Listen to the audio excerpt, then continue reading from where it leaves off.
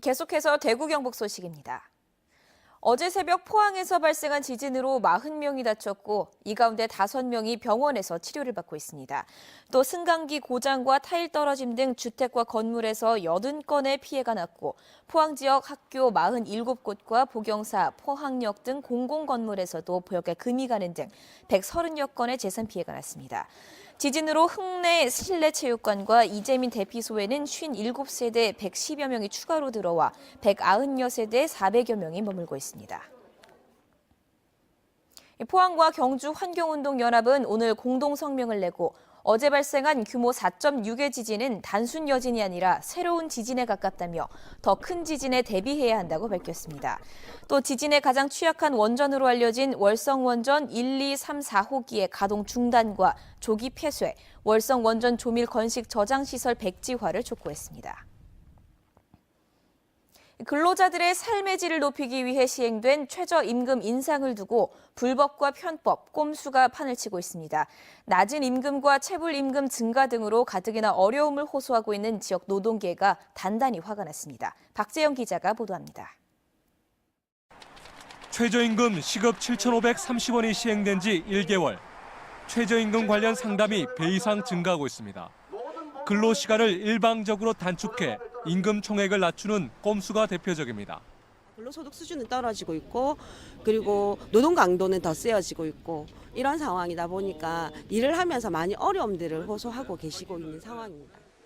각종 수당을 일방적으로 삭제하거나 기본급에 포함시키고 기존의 유급 휴일을 무급으로 변경하는 편법, 상여금을 일방적으로 회사에서 삭감하는 사례 등도 있습니다. 임금 인상은 되는데 실제로 임금 인상이 총액으로 받아보면 별 차이 없는 이런 것들에 대해서 사람들이 좀 불만스러움이 많은 것 같더라고요. 명절을 앞두고 체불임금 노동자들의 고민과 한숨은 깊어지고 있습니다. 지난해 대구의 체불임금이 1,150여 원으로 해마다 늘고 있고 이주 노동자 체불임금은 최근 4년간 대구 경북이 4.6배나 폭증했습니다. 최근 대구시가 수백억 원을 들여 설립하려는 노사평화의 전당은 보여주기식 행정에 불과하다는 비판을 받을 수밖에 없습니다. 노동계는 대구가 임금 체불, 장시간 노동, 저임금의 도시라는 오명을 씻어내야 한다며 앞으로 강력한 투쟁을 예고하고 있습니다. MBC 뉴스 박재영입니다.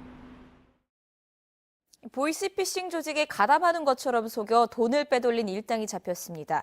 대구 달성경찰서는 보이스피싱 조직에게서 600만 원을 가로챈 혐의로 22살 A씨를 구속하고 이를 도운 21살 B씨를 불구속 입건했습니다. 이들은 지난해 8월 대출 문의 글을 인터넷에 올린 뒤 보이스피싱 조직이 접근해오자 계좌번호를 넘겨주고 600만 원을 중간에서 가로챈 혐의를 받고 있습니다. 이들은 보이스피싱 조직이 송금책과 인출책을 따로 모집한다는 점을 노려 범행을 계획했습니다. 전국을 돌며 상가 230여 곳을 털어온 27살 A씨가 구속됐습니다.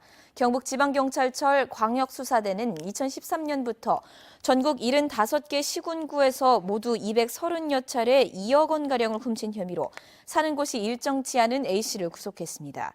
A씨는 상가 밀집 지역 안에 보안이 허술한 식당과 커피숍, 인형 뽑기 방 등 가게에 침입해 현금을 훔쳐왔습니다.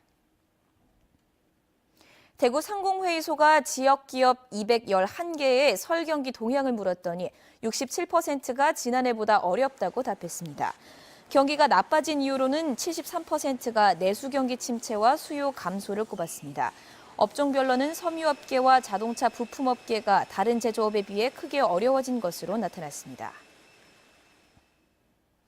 경상북도는 설 연휴 기간 응급의료기관 31곳과 당직 의료기관 375곳, 그리고 휴일지킴이 약국 798곳을 운영한다고 밝혔습니다. 응급의료기관은 평소와 같이 24시간 진료를 실시하고 당직 병의원과 휴일지킴이 약국은 연휴 일정에 따라 운영합니다. 연휴 기간 문을 여는 병원과 약국 정보는 보건복지 콜센터인 129나 119 등을 통해 확인할 수 있습니다. 경북 소방본부가 최근 3년간 설 연휴 기간 구급 활동 실적을 분석한 결과 설 연휴 하루 평균 369건 출동해 262명의 환자를 이송했는데 환자의 증상으로는 과식 등으로 인한 복통이 가장 많았습니다.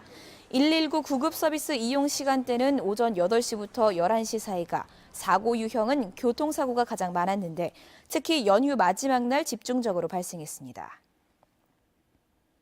내일부터 청도 운문댐 급수 지역에 금호강물이 공급됩니다. 한국수자원공사는 가뭄으로 운문댐 물이 부족해져 대구시와 경산, 영천, 청도군에 사는 주민 88만 명에게 금호강물을 공급한다고 밝혔습니다. 국내 용수댐 가운데 최대 규모인 운문댐은 최악의 물 부족 사태가 계속되면서 지난해 1월 이후 유입량이 예년의 16%에 불과합니다. 올해는 봄꽃이 평년보다 다소 빨리 필 전망입니다. 기상청과 기상정보회사 등에 따르면 개나리 개화는 다음 달 12일 제주도에서 시작해 대구 경북에는 다음 달 14일에서 21일쯤 필 것으로 보입니다. 지금까지 대구 경북 소식이었습니다. 고맙습니다.